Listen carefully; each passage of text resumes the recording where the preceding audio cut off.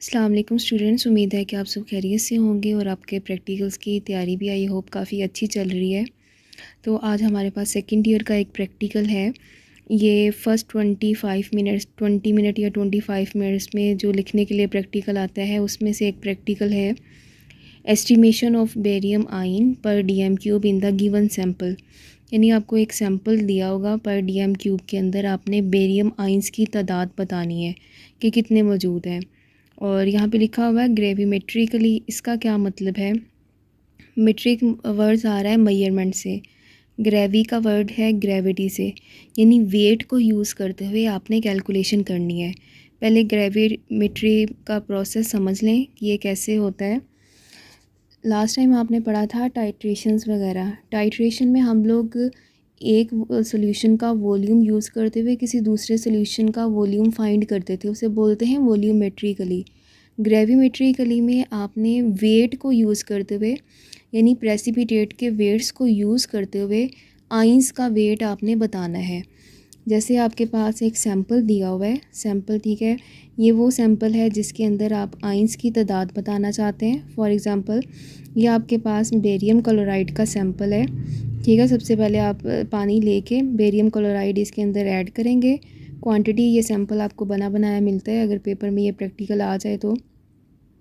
Barium chloride इसके अंदर dissolve है और जैसे ही बेरियम क्लोराइड इसमें डालेंगे बेरियम आइंस बन जाएंगे और Cl नेगेटिव आइंस बन जाएंगे। ये सैंपल अब आपके पास अवेलेबल है। इसमें सेकंड काम किया जाता है, इसमें ऐड किया जाता है प्रेसिपिटेटिंग एजेंट।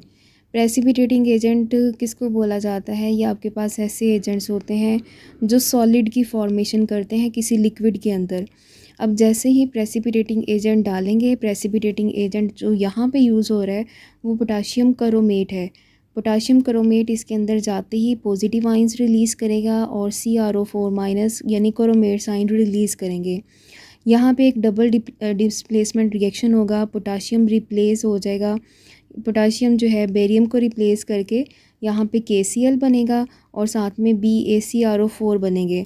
यानी हमारे पास अब ये जो सैंपल है इसके अंदर जैसे ही प्रेसिपिटेटिंग एजेंट आप डालेंगे BaCrO4 बनेंगे, यानी बेरियम के क्रोमेट बनेंगे। अब ये जो बेरियम के क्रोमेट होते हैं ये सॉलिड फॉर्म में सॉल्यूशन के अंदर बैठ जाएंगे।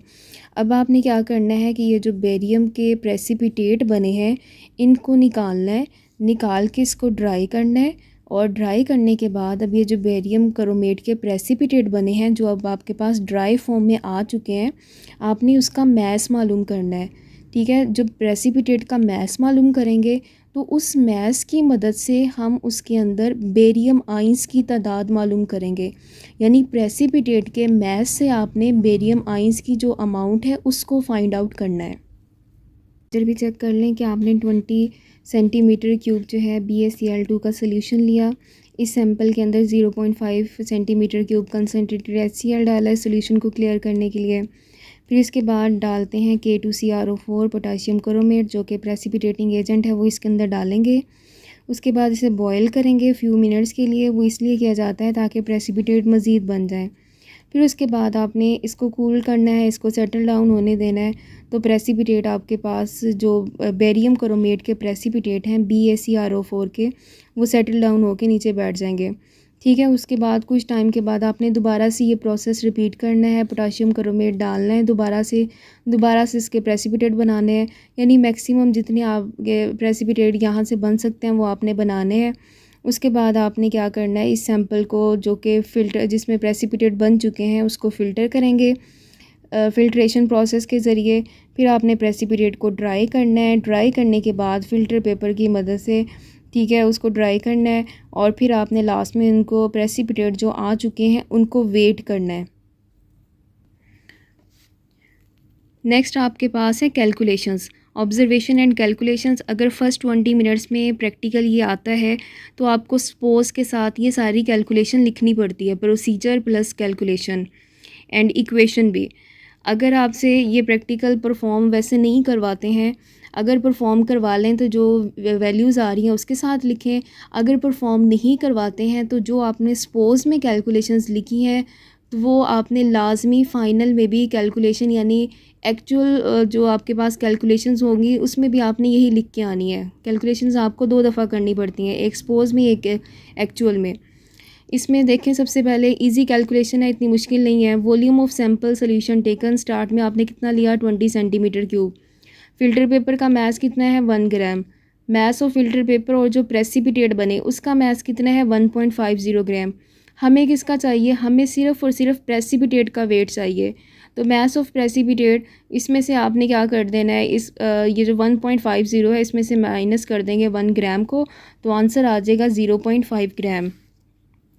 आगे आपसे कहा गया था कि आपने जो प्रेसिपिटेट का मैस है ना उसको यूज़ करते हुए आइंस के मैस को निकालना है। तो बी, ये कैलकुलेशन है एटॉमिक मैस के अकॉर्डिंग। BaCrO4 का जो मॉलिक्यूलर मैस है वो है 253.33। ठीक है, इसके अंदर बेरियम आइंस का मैस कितना है, वो है 137.33। ये इसका एटॉमिक मैस है। ये मॉलिक्यूलर मैस है 253, ये बेरियम का आपके पास है एटॉमिक मैस। ये आपको याद करने पड़ेंगे। ठीक है, इसको यूज़ करते हुए कैलकुलेशन निकालेंगे। 253.33 ग्राम अगर बेरियम क्रोमेट के अवेलेबल हों तो उसमें बेरियम आइंस कितने होते हैं 137.33 ग्राम। इस तरह की कैलकुलेशंस आपने फ़र्स्ट ईयर में काफ़ी की है, चैप्टर नंबर 1 में। अगर आपके पास 1 हो तो 1 के अकॉर्डिंग ये वैल्यू डिवाइड हो जाती है। हमें किसके अकॉर्डिंग करनी है 0.5 ग्राम, क्योंकि हमारे पास जो प्रेसिपिटेट का एक्चुअल मैस निकला है वो है 0.5 ग्राम। तो उसके अकॉर्डिंग कैलकुलेशन करेंगे, आंसर आ जाएगा 0.271 ग्राम। ये आपके पास है बेरियम के आइंस का मैस। ठीक है, ये जो 0.5 ग्राम है ये आपके पास है बेरियम क्रोमेट यानी प्रेसिपिटेट का मैस है।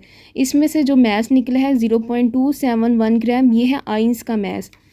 अब ये जो सारी कैलकुलेशन है ये है 20 सेंटीमीटर क्यूब के अकॉर्डिंग।